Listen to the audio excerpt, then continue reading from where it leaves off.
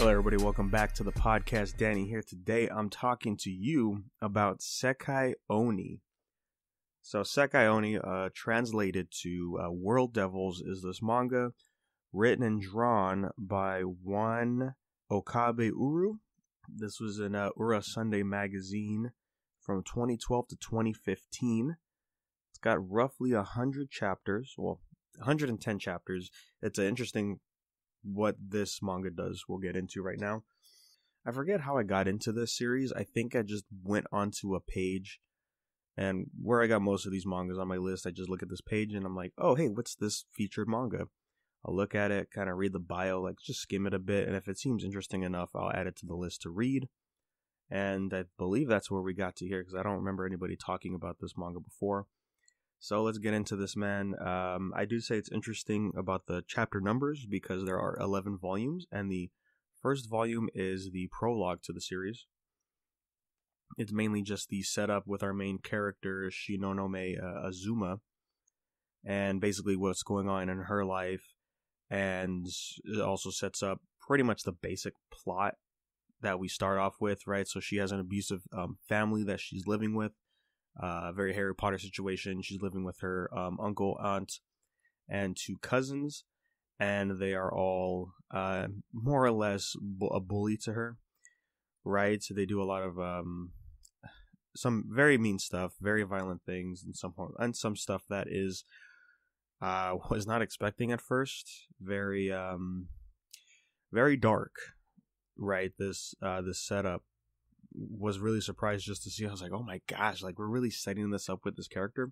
And one thing I should say first, our main character here, Azuma, right, the way she's drawn in the first half of this series, you think she's like 9 years old, 8 years old. You think she's like a little kid because that's how she's drawn. That's how her character acts as well. And you don't find out until like the last climb, like the build up to the final portion of the arc for the series, when you find out like, oh no, she's actually 14, and it's like, huh? And they don't really say her actual age until the very last chapter of the manga. It's like, well, of course, because she's 14.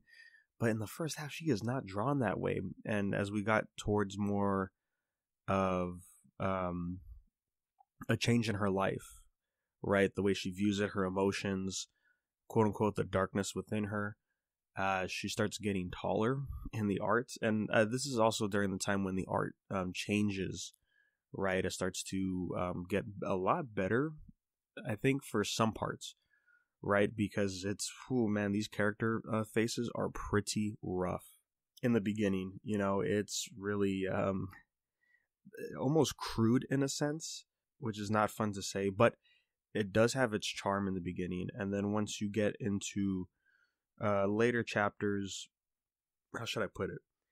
Softer, more, yeah, I guess just digital art aesthetic, right? I've talked about this before with other mangas, like DeadTube and an upcoming manga that I've read ahead. Talk about it on there. There's this latest trend with digital art where it kind of all feels the same. Like you can tell it's drawn digitally. And that's mainly in the second half. But there is still some fantastic panels and spreadsheets in the second half of the series that look really good and also just feels different. And I think it's just a tonal thing that they go on here. Because when you look at the early stuff, it does look a lot older than you would think, right? I thought this was like a 2000, like maybe 3 series, but it's actually 2012. So I think definitely the themes that they play out have an effect on what type of art style they want to go with. In a sense, very sort of like anime-esque as well.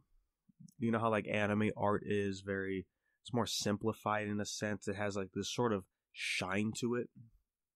And there's certain shots in here where it has that effect on it, but it's also, again, playing with the emotions in the series. So maybe that's what we're trying to do here, and I can appreciate that. So anyways, basic premise here. It's very similar to what I've talked about before on these manga reviews here.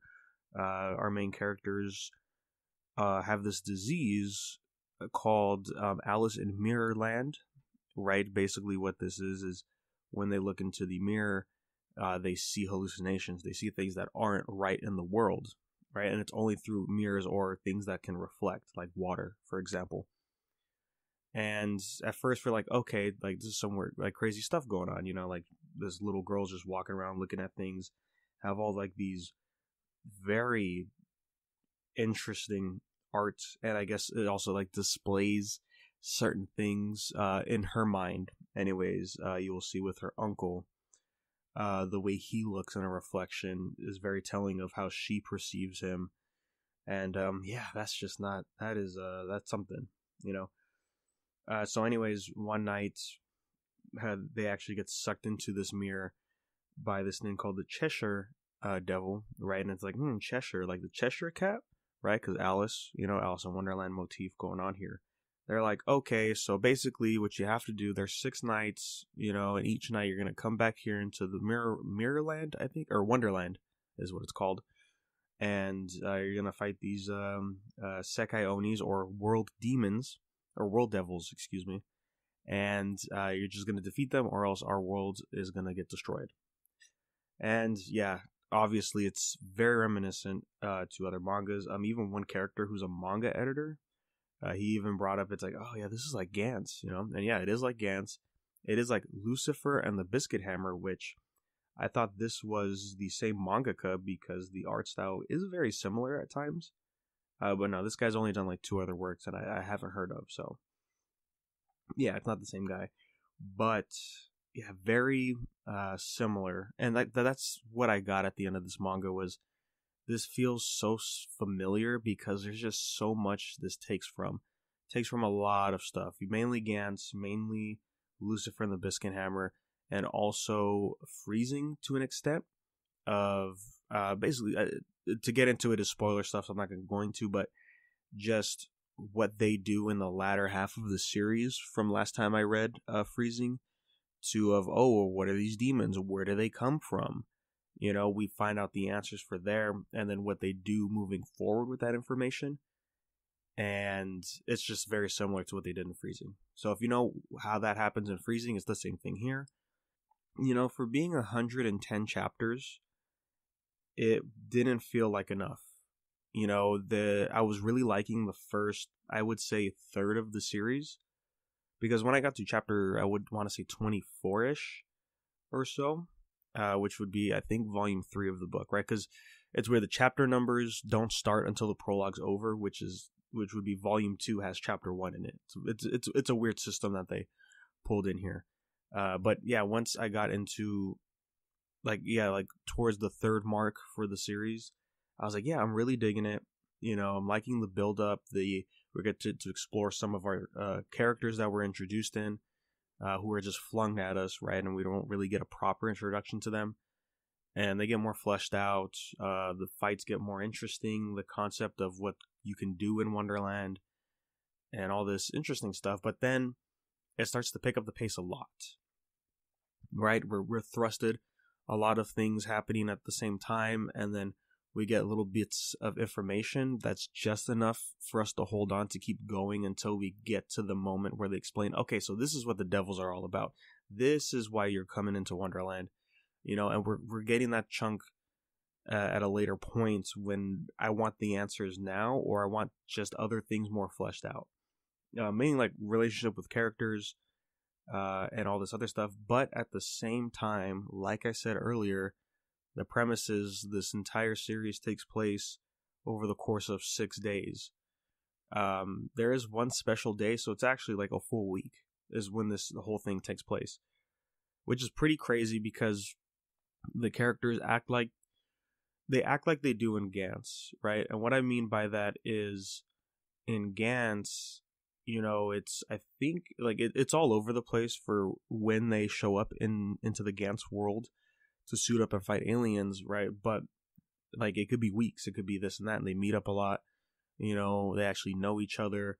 They start practicing, training, whatever they're doing in Gantz. And here it's like they act like they're doing that, but it's 24 hours. You're going back in. You don't have a lot of time to do whatever you're going to do because you're going back to your normal daily lives and all this. And That's what I wish we got more in here, was just more fleshed out with our characters, because when we get to the second half, when things start picking up, building up to the escalation point, characters start making decisions that are impactful, that do kind of make sense, but one, they weren't fleshed out previously, right? Like certain two main characters did not connect to form a relationship that they get to at the end, and it ends up feeling rushed. And then, moving forward from that point, we don't get a whole lot more depth into it just because of what's happening in the story at this moment, So, I mean, I think 100 and so chapters is a good amount for this type of series, but the decision to leave stuff out so that way we could push this plot forward, it's interesting because, again, it's over the course of 6 nights, so I understand how, like, we have to raise the stakes as fast as we can, and it's just, it's pretty interesting to see how it fleshes out like that. And overall, it's satisfying, but I do think the first half is way more interesting than the second half, because it kind of, it gets a little too ridiculous, and then, we're thrusted upon a bunch of other ideas that, again, don't get fleshed out too much. We see the main antagonist of the series, pretty interesting design, and some great shots with his face, right? It's very, very interesting stuff overall. And took some decent screenshots from these panels here that I'm looking at, and yeah, like the art is so varying. You have like this one that looks like it's from an anime, and then you have one that you could clearly tell is drawn with the older art that really helps set the scene, and then we have another one that gets like super detailed out of nowhere. Overall, I think the series is okay at best. It can be pretty forgettable. But the one thing this series does have that I think is pretty good is its main characters. There's a total of, like, I think 6 or so. And, some of them are just pretty meh, who kind of get interesting at the end just for relevance sake. Right? Like, there's one character here, Teruki Adachi, I believe his name is. And he is, like, he's the short end of the stick. Every single situation that happens, he's always down first, doesn't even know what's going on. Even at the end of the series, he's like, wait, what's been going on? Huh? But then he ends up getting this power up out of nowhere for a dumb reason, I think. And, that even that still doesn't help him. So that's what it is, So there's those characters that are pretty meh like that. And then there's also these other interesting characters, like this ex-military veteran who's in prison for narcotics, right? He gets high all the time. That's why he's in jail. And he's just super cool character. And his name, Ukura. This guy, he's the best character in the series. He's so cool. Just the way he fights was great. Like, when he first showed up, it was funny.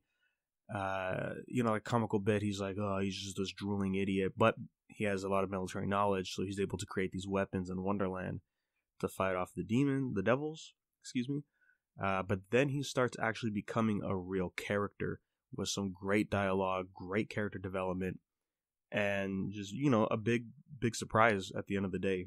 If it wasn't for him, I don't think the rest of the cast can be interesting and by themselves. Without him, these characters are forgettable. Even with Azuma, I mean, her premise is interesting. She had a messed up childhood, sure, and it was only like, I think, 2 years she's been living like this, and then, what she decides to do by killing the devils, and that's her story. And it's like, oh, okay, yeah, it's just one of those classics that you get with this kind of tragic character who's, in a bad childhood like this. And then, of course, they go this specific route. And other than that, yeah, the main cast is not the best at all. I will say the Cheshire Devils, they have some really cool designs, very Alice in Wonderland stuff. Like, it reminds me a lot of the Grimm fairy tale take on the Wonderland lore and what they do over there. Just, yeah, if you look up, was it Beyond Wonderland, I think, is the comic where it's like years later. It's Alice's children, and they get sent to Wonderland, and just the designs of the monsters are so cool and interesting. And this is not in the same lane, but it's the same ideas, and I think that's pretty cool. I would say just check out the first 9 chapters, right? That's the prologue. It's to help build up the series. And if you think it's interesting at that point, you can continue reading. But like I said, this borrows so much from other mangas that it ends up hurting itself at the end of the day, because I'm not really going to remember a whole lot of this, it's unfortunate. And the fact that, again, the other main problem is not everything was fleshed out the way it should have to feel more connected into the world and these characters themselves. Sure, the characters had flashbacks, and there was even some extra chapters, like some shorts, for certain characters that they just really couldn't go to because they didn't have the time to, like the manga editor guy, Uto. He had some extra chapters basically explaining what his daily life is, but not necessarily explaining why he has this Alice in Mirrorland syndrome, right? Because they give you an explanation of, oh, these people have a darkness in their heart, and that's why they're seeing these things in the mirrors. And we more or less get it for every character, but Uto, not really. Yeah, like I said, check out the first 9 chapters. If you're feeling it, then go ahead. I was definitely engaged for the long run, mainly because of the characters. And I was like, yeah, 100 chapters is not that bad. They're averaging like 20-ish pages in the course of 3 years. So this is a monthly manga, I can assume. Right, because 50... Oh, no, not monthly manga. I guess it's a weekly manga, yeah. But yeah, that's it for Sekai Oni. Thanks for listening, guys. You can send me an email at unversedpodcast@gmail.com. Any question, comments? Have you guys checked this series out? I would love to hear your thoughts. We could talk about it on the next episode, as always. So thanks for listening, guys, and we'll catch you on the next episode. What is going on, yo? Feel like Tetsuo. Hey, yo. Voices, haters moving this way, paper moving that way, got me making all of these choices. Maybe I'll go this way, maybe I'll go that way, maybe I'ma just do me, nigga. Deliver to myself with tips. Let me get the beef in the cold flow with chips and make that on the double. JFK, why the hell are you talking to Russell? I think I'm going psycho. My IQ keeps getting slimmer like the iPhone. I'm sitting right here at the desk in my home, but I feel like I'm in Europe eating gyros. All I ever see when my eyes close is nice clothes, rhyme flows, and bipolar nice hoes. I was listening to this beat by Fly Low. Weed that I smoked made my mind fly low. I don't know why though, everything's just pouring down like kite. Seems that I got no sense of direction, so I choose to just shoot up like an erection. While my teacher taught lessons, she spoke to me in a tone that put me in the nigga section. Intellect is whatever brings me fortune, you dumb bitch. How you so smart?